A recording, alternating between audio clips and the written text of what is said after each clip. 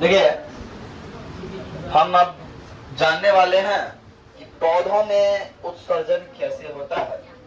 ये बहुत छोटा टॉपिक बचा हुआ है कि पौधों में उत्सर्जन, ये जैव प्रक्रम का उत्सर्जन का पौधों में उत्सर्जन का भाग है, पादप में उत्सर्जन का भाग है। जिस प्रकार जंतु के शरीर में उत्सर्जन के लिए विभिन्न अंग है, हमारे शरीर में उत्सर्जन करने के लिए विभिन्न अंग है, एक पार्टिकुलर अंग है, ऐसा कोई भी अंग पौधों में निश्चित अंग नहीं है।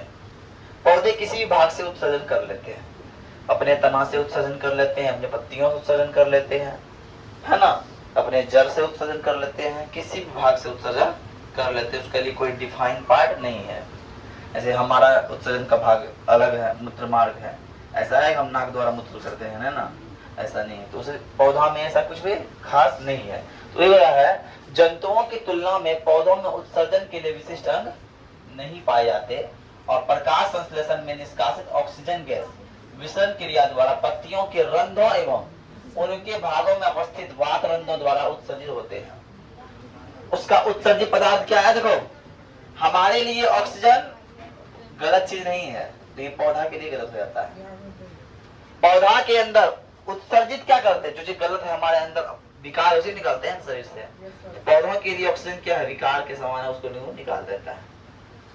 समझो, इसीलिए जो मेरे लिए गलत हो वो सबके लिए गलत हो, ये निश्चित नहीं है। हम जिसको गलत मानते हैं समाज में, वो हर चीज गलत हो, वो गलत नहीं है, न बस नजरिया है। जैसे देखो, हम एक चीज बताते हैं, धर्म के अनुसार किसी के लिए अच्छा होता है, कोई धर्म के लिए गलत होता है कि ना? तो इसीलिए किसी को गलत सही का मोहर हम मार के दे नहीं सकते, ये हमारे पास ये अधिकार नहीं है। हो सकता है कि हमको जो गलत लग रहा है वो उसके लिए सही है ना, उसका सब कुछ सब बताया कि सही है, और मेरा वो बता रहा है, मेरा प्रपोज बता रहा है गलत है। तो गलत सही का निर्णय कौन लेगा? गलत सही का निर्णय लेने वाला वही है। और जो सामाजिक गलतियां हैं उनके वाले ये कानून है कि नहीं? तो वही बताते हैं कि जंतुओं में जब पादप की बात करते हैं, पादप में उत्सर्जन की बात करते हैं, तो पादप में जब उत्सर्जन की बात करते हैं तो इनके पत्तियों द्वारा क्या होता है? ऑक्सीजन का निष्कासन होता है। पत्तियों और पत्तियों में उपस्थित वात रंध्रों द्वारा, पत्तियों में उपस्थित रंध्रों और रंध्रों में उपस्थित वात रंध्रों द्वारा ऑक्सीजन का निष्कासन होता है ना। अब पौधे उत्सर्जित पदार्थ को अपनी पत्तियों एवं छाल में संचित करते हैं।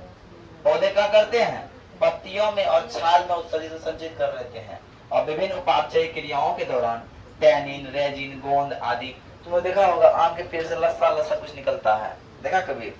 कोई वो लस्सा क्या है? वो एक प्रकार से गोंद है, वो रेजिन है, टैनिन है, वही सब चीज। तुम लोग ना अफीम का जब खेती, जहाँ खेती होता है, अफीम का खेती होता है, पोस्टर दाना पौधा लगाया जाता है, और पौधा में क्या करते हैं? ये पौधा में फल होता है, फल में थोड़ा सा ब्लेड मार देते हैं, तो ब्लेड मारने के बाद ना दूध निकलता है, और वो दूध क्या करता है? ऊपर जमा होता है, काट के निकाल देता है, तो बहुत नशीला पदार्थ हो जाता है, अफीम बनता है उससे। वो छोड़ दीजिए, ताड़ी की बात सुनते होंगे। ताड़ी में क्या करता है? तार के पेड़ में थोड़ा सा कटिंग कर देता है, और यहाँ एक लगाता है ना, लगाता है कि ना, और उसमें टप टप टप टप टप टप क्या होता है? वो भर जाता है।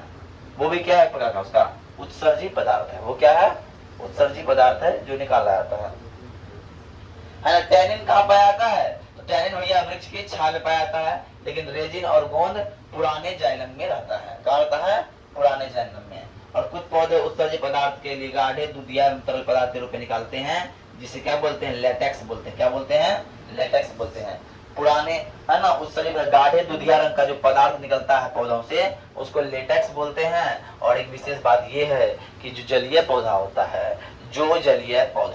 है, वो अपना उत्सर्जन जब करता है तो अपना उत्सर्जित पदार्थ को कहाँ छोड़ देता है? तो जल में ही छोड़ देता है।